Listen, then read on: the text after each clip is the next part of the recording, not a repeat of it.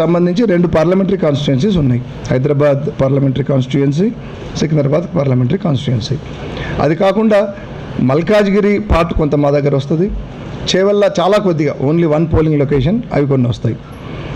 And ఈ అన్నిట్లో కూడా మేము డిప్లాయ్మెంట్ దాదాపు సిటీ పోలీస్లో ఉన్న అందరినీ all right from CP to the last home guard SPO చూస్తే దాదాపు ఒక 13,500 మందికి పైగా మేము యాక్టివ్ ఎలక్షన్ డ్యూటీలో ఉంటారు. అది కాకుండా కొంతమంది వేరే అదర్ డ్యూటీస్ చేస్తుంటారు.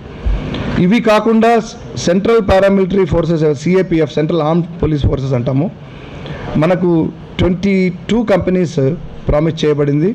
అందులో 6 కంపెనీలు ఆల్రెడీ వచ్చాయి, ఇంకొక 6-7 ఇవాళ వస్తాయి, రిమైనింగ్ 9 మళ్ళీ వస్తాయి. సో 22 అని ప్రామిస్ చేశారు. మేము వీఆర్ ఎక్స్పెక్టింగ్ 22 కంపెనీస్.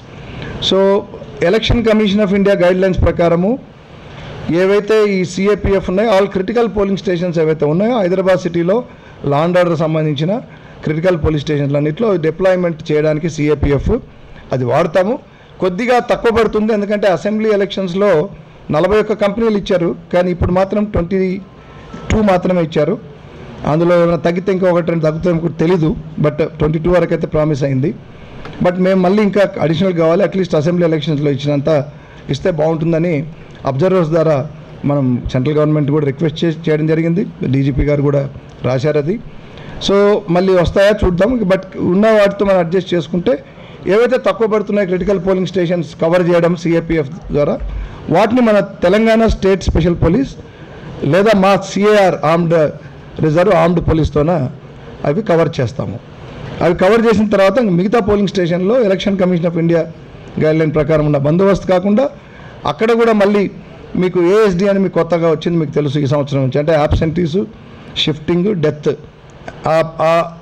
ఒక పరిధిలో ఒక కాన్స్టిట్యుయెన్సీలో వాళ్ళ సంఖ్య ఎక్కువ ఉంటే దాన్ని కూడా that one kind of criticality అనమాట. అది కూడా అట్లా వాటిల్లో ఇంకా అడిషనల్గా మేమైతే ఉన్నాయో ఫోర్సు అడిషనల్ కూడా పెట్టి ఎలక్షన్ కమిషన్ ఆఫ్ ఇండియా ప్రకారం ఇస్తూ మళ్ళీ అడిషనల్ కూడా పెట్టి, plus we have all these elements. మనకు మీకు తెలుసు ఎప్పుడు ఉండేవే, బట్ ఇంకా స్ట్రెంగ్తన్ చేసేసారి చేస్తాం. ఇప్పుడు పోలింగ్ స్టేషన్ బందోబస్తు ఒకటి, పోలింగ్ లొకేషన్ బందోబస్తు ఒకటి. పోలింగ్ స్టేషన్ అంటే మీకు తెలుసు లోపల బూతులు, ఇదివరకు పోలింగ్ బూత్స్ అనేవాళ్ళం, ఇదివరకు పోలింగ్ లొకేషన్ని పోలింగ్ స్టేషన్ అనేవాళ్ళం. సో మరి పోలింగ్ లొకేషన్ అంటే ఏంటంటే ఒక లొకేషన్లో 1 ఉండొచ్చు, 2 ఉండొచ్చు, 13 దాకా కూడా కొన్ని చోట్ల కొన్ని లొకేషన్లో 13 పోలింగ్ స్టేషన్స్ ఉన్నాయి కూడా మన సిటీలో ఉన్నాయి. ఆ లొకేషన్స్ దగ్గర ఉన్న బందోబస్తు ఒకటి, ఆ పెరిమీటర్ని ఆ 200 మీటర్స్ అంతా కాచుకొని కూర్చోవడానికి ఎవరు వైలేట్ చేయకుండా. అది కాకుండా మనకు పికెట్స్, దెన్ ఎఫ్ఎస్టీస్ అనేవి మీకు తెలుసు ఆల్రెడీ ఎలక్షన్ అనౌన్స్ అయిన రోజు నుంచి, అంటే ఏప్రిల్ 16th నుంచే మనకి ఏప్రిల్ 16th అప్పటి నుంచి నడుస్తున్నాయి.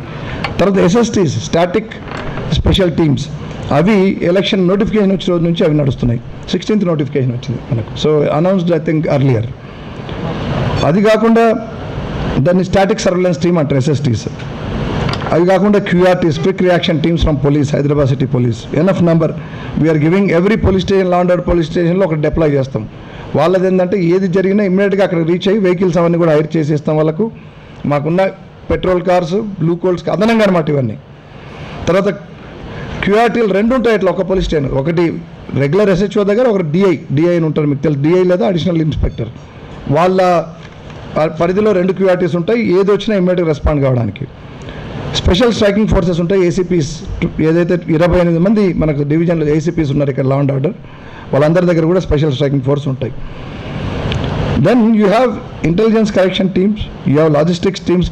తర్వాత పోలీస్ స్టేషన్లో ఆ రోజు ఏదైనా కంప్లైంట్స్ రావచ్చు, ఎలక్షన్ రిలేటెడ్ కావచ్చు, any other thing. So obviously అక్కడ ఒక కేసు కట్టడానికి కంప్లైంట్ తీసుకొని అది ఎగ్జామిన్ చేసి ద కంటెంట్స్ ఉంటే ఎఫ్ఐఆర్ ఇష్యూ చేయడం కానీ ఇంకా ఎంక్వైరీ చేయడం కానీ కొంత టీం వదులుతాము.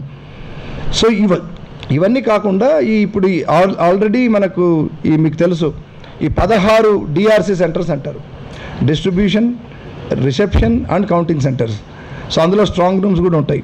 ఆల్రెడీ అక్కడ యాక్టివిటీ స్టార్ట్ అయింది. ఇప్పుడు ఆల్రెడీ మనకు ఈ పోస్టల్ బ్యాలెట్ ఓటింగ్ కూడా స్టార్ట్ అయింది. సో అక్కడ అంతా కూడా డిప్లాయ్మెంట్ అండ్ పర్టికులర్లీ 12th రోజు నుంచి ఇంకా స్ట్రాంగ్ డిప్లాయ్మెంట్ అండ్ కౌంటింగ్ అంతా అయ్యి మనకు ఈవీఎంస్ అవన్నీ వచ్చిన తర్వాత ఇంకా 3 లేయర్ బందోబస్తు ఉంటుంది. అప్పుడు ఫస్ట్ లేయర్లో ప్రాక్సిమిటీలో as per the guidelines of election commission of India only CAPF పెడతాం. తర్వాత సెకండ్ లేయర్లో మా ఏఆర్ ఫోర్స్ పెడతాం. థర్డ్ లేయర్లో లోకల్ ఎస్హెచ్ఓ రెగ్యులర్గా దాన్ని కవర్ చేస్తూ తిరుగుతూ ఉంటాడు. అక్కడ ఏమి అవాంఛనీయ సంఘటనలు జరగకుండా, ఏది ఈ స్ట్రాంగ్ రూమ్స్ దగ్గర, ఈ కౌంటింగ్ సెంటర్స్ దగ్గర. So then as I told you, ఈ హైదరాబాద్ సిటీ బ్లూ కోల్స్ ఉంటాయి. తర్వాత one more which I need to tell you is about law and order pickets. So there will be 192 law and order pickets spread across the city. So zone సెన్సిటివిటీని బట్టి ఏ జోన్లో అయినా నిర్ణయం జరిగింది.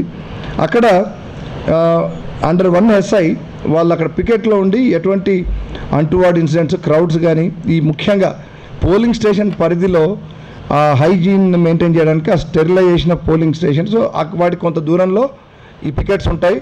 Crowds రావడం, వైలేషన్ ఆఫ్ 144 రూల్స్, 144 సెక్షన్ ఆ rules అవి వైలేట్ చేయడం ఇవన్నీ జరగకుండా చూసుకోవడానికి 192 రెవెన్యూ రూట్ మొబైల్స్ 376 ఉన్నాయి. ఆ తర్వాత ఫ్లయింగ్ స్క్వాడ్ నేను కవర్ చేసిన already. With all this and with about including the central CAPF force, so with about 14,000 plus force including all ranks, officers and men. So we are going to take care of the polling on 13th and we'll ensure